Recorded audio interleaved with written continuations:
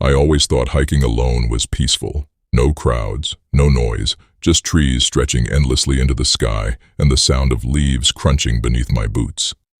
That's why I started recording video diaries, little memories for myself, moments I could look back on later. But after what happened in those woods, I've never watched those recordings the same way again. It happened last October.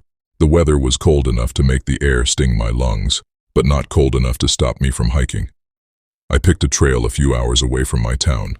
It wasn't popular. In fact, during the entire drive there, I only passed 2 other cars. At first, everything felt normal. The forest was beautiful in that eerie autumn kind of way. Orange leaves covered the ground like a blanket.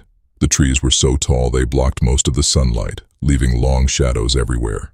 I remember pulling out my phone and recording myself near the trail entrance. "Day trip," I laughed into the camera. "Hopefully I don't get murdered out here." At the time, it was just a joke. Now I can barely hear those words without feeling sick. About an hour into the hike, I noticed something strange. Every now and then, I'd hear footsteps behind me. Not animals, not branches moving in the wind. Actual footsteps. Whenever I stopped walking, the sound stopped too. I turned around multiple times, but the trail behind me was always empty. I tried convincing myself I was being paranoid. Forests do weird things to your mind when you're alone long enough, so I kept hiking. A while later, I stopped near a small creek to record another video. I flipped the camera toward the scenery, talking about how quiet the woods were, and then I heard it. A faint crunch, like someone stepping on leaves. I spun around fast enough to almost drop my phone. Nobody was there.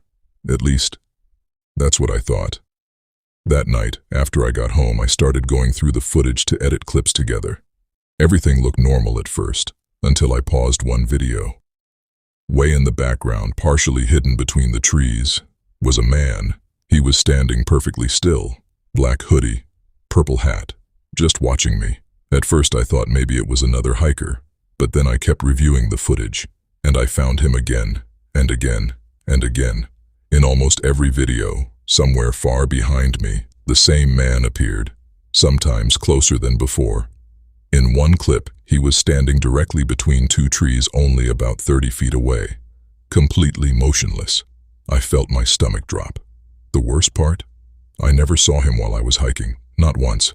I barely slept that night. I kept replaying the videos over and over, trying to convince myself it wasn't as creepy as it looked, but deep down, I knew it was. A few days later, I decided to stop during a road trip at a small gas station just outside another hiking area. It was late evening. The sky was getting dark, and the parking lot was nearly empty. I went inside to use the restroom. The second I stepped out, I froze.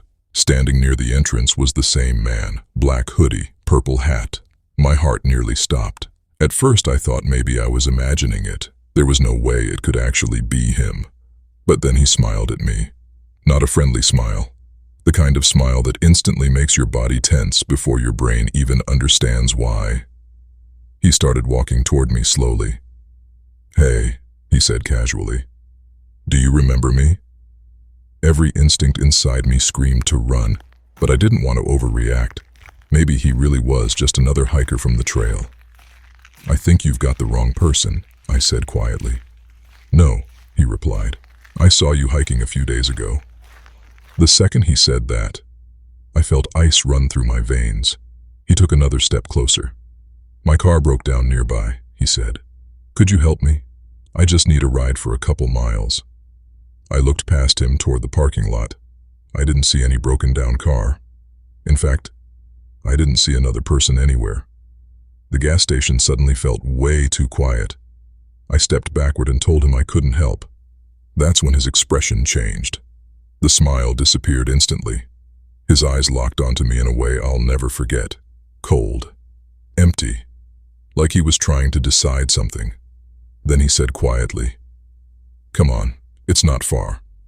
I turned and started walking quickly toward my car, but I could hear his footsteps behind me, not running, just following, steady, slow. I was shaking so badly I almost dropped my keys.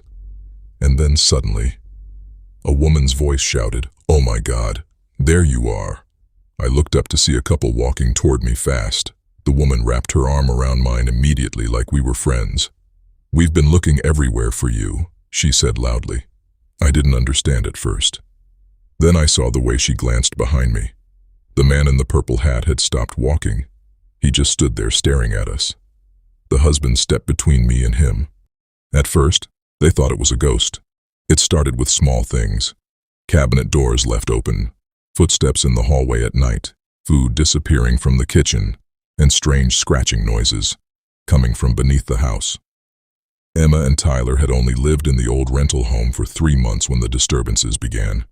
Every single night, right after midnight, they would hear movement under the floorboards.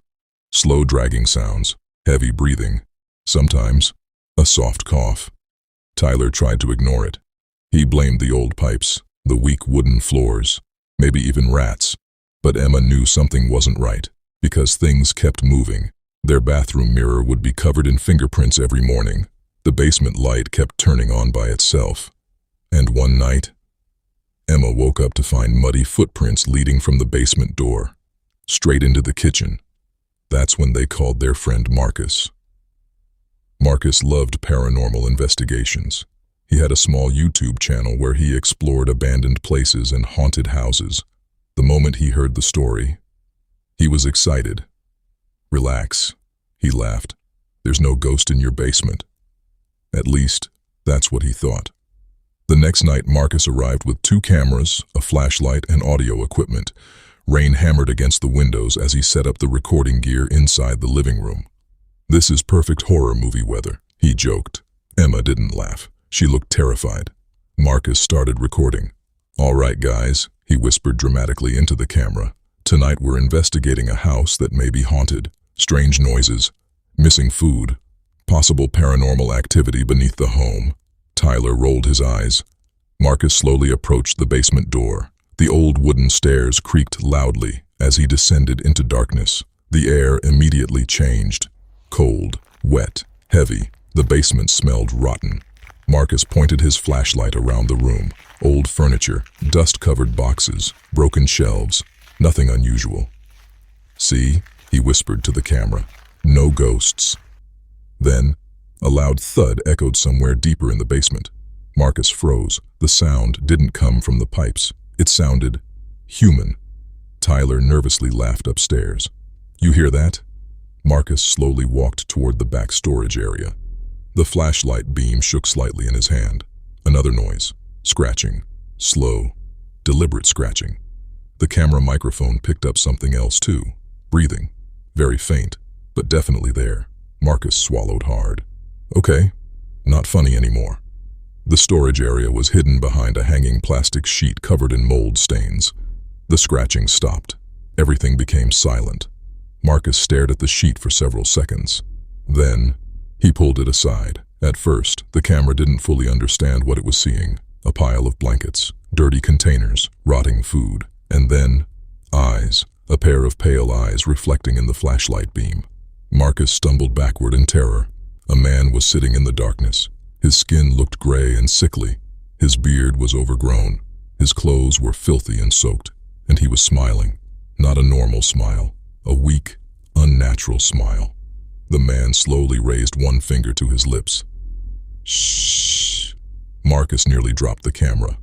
Tyler came running downstairs. "What happened?" The flashlight revealed the full scene. The homeless man had been living inside their basement storage area for weeks, maybe longer. There were stolen food wrappers everywhere, water bottles, blankets, even photographs of Emma and Tyler. Dozens of them. Pictures taken secretly inside the house. Emma screamed upstairs the moment she saw the footage on the monitor. The man suddenly started coughing violently, wet, painful coughing. Then he whispered something so quietly, the camera barely captured it. "I didn't want to be alone." Marcus backed away slowly, and that's when they realized how tall he really was. His head nearly touched the basement ceiling. Tyler grabbed a shovel nearby. "Don't move." The man didn't attack. He just stared at them, hungry, completely unstable. Police arrived minutes later, but according to officers, the basement door had no signs of forced entry, which meant one terrifying thing. The man had likely been entering the house every single night while they were asleep.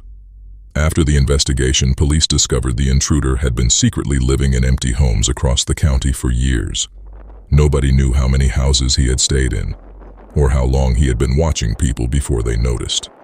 Marcus uploaded the footage online the following week. The video exploded overnight. Millions of people watched it. Most viewers focused on the terrifying moment Marcus discovered the hidden room.